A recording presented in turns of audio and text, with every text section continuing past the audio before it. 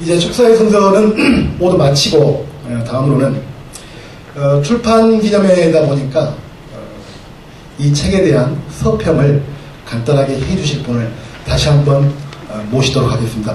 이분도 역시 저자인 이양로님의 친구분 되십니다.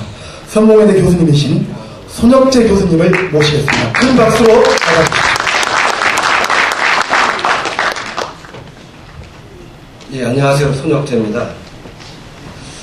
사실 제가 이 서평을 부탁받았을 때 순간적으로 약간 망설였습니다.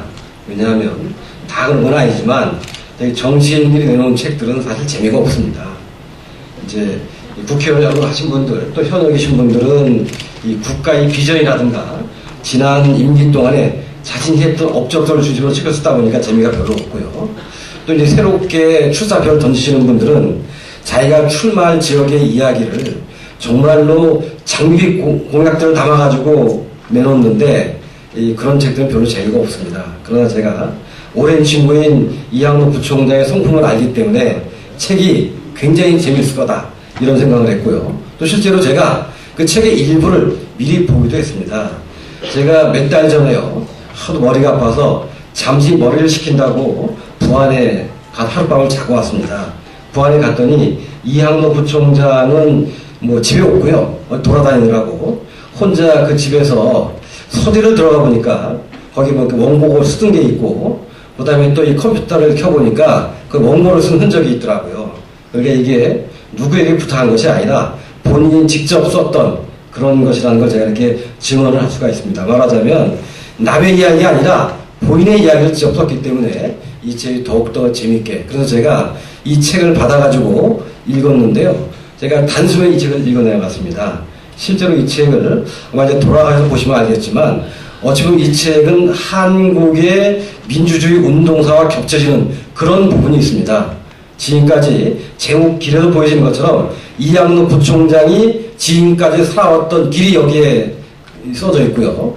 그 다음에 앞으로 걸어갈 길에 대해서는 구체적으로 자세하게 한 것은 아니지만 역시 그런 것들이 앞으로 이양로가 어떻게 살아갈 것인가, 어떤 길을 걸어갈 것인가, 지금까지 걸어왔던 길과 다르지 않게 변절하지 않고 이 똑같은 길을 걸어갈 거라고 하는 것을 이 책을 통해서 느낄 수가 있었습니다. 이 자리에 이 많은 분들이 계시는데요. 아마 이 중에는 저랑 같은 연배인 분들도 있고 또 저보다 이제 나이가 많은 분들이 있으실 텐데 바로 한국의 민주주의 역사가 이 책 안에 담겨 있다고 볼 수가 있겠습니다. 물론 이양로 부총장은 학생운동의 지도자는 아니었습니다. 앞장서 했던 그런 사람도 아니고요. 그러나 과거에 우리가 민주주의를 위해서 많은 분들이 고통을 겪고 희생을 하고 싸웠을 때 그 뒤에서 누군가 해야 되지만 아무나 하지 못하는, 그러나 상당히 중요한, 빛이 나지 않지만 누군가 해야 될 그런 일들을 한 것을 제가 알고 있습니다. 그럼 바로 뭐냐면 이 책에 약간 얘기가 나오는데요. 사실 이 책을 읽는 분들은 읽어나오면서 그랬구나라고 느낄지 모르지만 사실은 그게 자신의 가정의 행복과 또 자신의 미래와 또는 자신의 생명까지도 담보로 내걸고 했던 일, 바로 보면 그 당시에 운동권에서 나오는 많은 자료집들, 선언문들 이런 것들을 인쇄해 주는 일이었습니다. 바로 돈도 되지 않고 위험하고 한 이런 일들 누구도 하지 않으려 할 때 그것을 묵묵히 했습니다. 민주화된 이후에 그 당시에 했던 많은 분들이 포상을 받았지만 제가 볼 때 이양로 부총장은 거기에 걸맞는 그런 포상을 받지 못했다고 생각을 합니다. 아마도 본인의 성격 탓이겠죠. 그러고 정치에 입문을 하게 되는데 정치에 입문한 이후에도 사실은 제가 입문할 때부터 또 지금까지 때로는 의논하고 때로는 본인이 혼자 결정한 뒤에 뒤늦게 일러주고 해서 아는 얘기지만 그런 사실은 이 민주화된 이후에도 상당히 많은 어려움들을 겪었던 것을 제가 알고 있습니다. 바로 그런 이야기들이 이 책 속에 생생하게 쓰여져 있기 때문에 제가 그런 것들을 갖다가 더욱더 감명 깊게 이 책을 읽었습니다.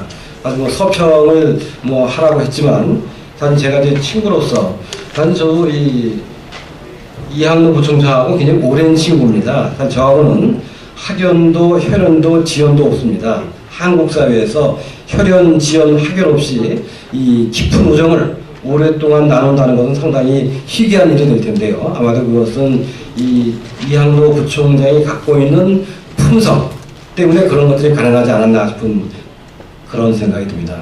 그러니까 최근에 제가 안 사실인데요. 사실 저도 검정고시 출신입니다.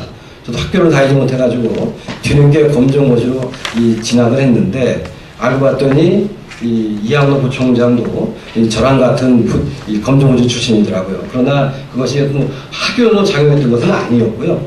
그래서 어쨌든 저는 지금까지 묵묵히 남들의 뒤에서 자기가 걸어야 할 길을 걸어왔던 이항로 부총장이 이제는 앞에 나서서 지금까지 뒤에서 돌봐주던 많은 분들을 위해서 자기의 모든 것을 던질 때가 되지 않았나라는 생각이 듭니다. 이 책 속에는 이 자신이 걸어가야 될 길에 대해서는 두루뭉실하게 밝혀놓고 있지만 아마도 저는 이항로 부총장이 가는 길은 본인이 아니라 이 부안 국민들에게 나아가서 대한민국 국민들에게 상당히 도움이 되는 그런 일을 걸어갈 것이라고 생각을 하고 있습니다. 사실 여기 지금 서병훈 위원장도 저랑 친구인데요. 이 서병훈 위원장이 12월 8일 날 출판팀에 한다고 합니다. 저거 와달라고 했는데 제가 그날 가해가 있어가지고요. 가지는 못합니다. 아마도 그러니까 이항로는 가서 얘기해주고 왜 나는 안 오냐 얘기할지 모르겠는데 수업이 있으니까 양해해달라는 얘기를 공개적으로 드립니다. 어떻게 서병훈 위원장 양해해 주시겠죠? 아직 대체 못하겠습니다. 예, 어쨌든 뭐 내년에 선거라고 하는 것은 굉장히 중요한 선거입니다. 우리가 오랜 동안에 많은 분들이 사실 사회를 보고 계시는 송갑서 씨도 상당히 고통을 겪었던 그런 분인데 한 10년 만에 보나요? 굉장히 오랜만에 보는데 사실 이런 많은 분들이 고통을 겪고 하면서 우리가 민주화를 이뤄냈고요. 민주정부 10년 동안에 상당한 성과를 이뤘는데 불과 3년 반 동안에 이명박 정부에서 우리 민주주의가 후퇴했습니다. 이걸 다시 살려내야 됩니다. 한반도의 평화의 분위기가 만들어졌는데 3년 반 동안에 다시 냉전 시대로 되돌아갔습니다. 이거 다시 평화 시대로 만들어 나가야 됩니다.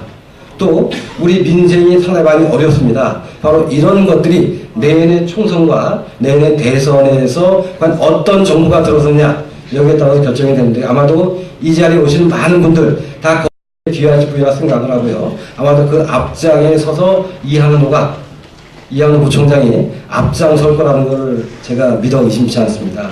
예, 뭐 서평을 해야 되지만 읽어보시는 것이 더 빠를 것 같아가지고 제가 간단한 책에 대한 인상 비평한 얘기를 했고요. 이것으로 제 이야기를 마치도록 하겠습니다.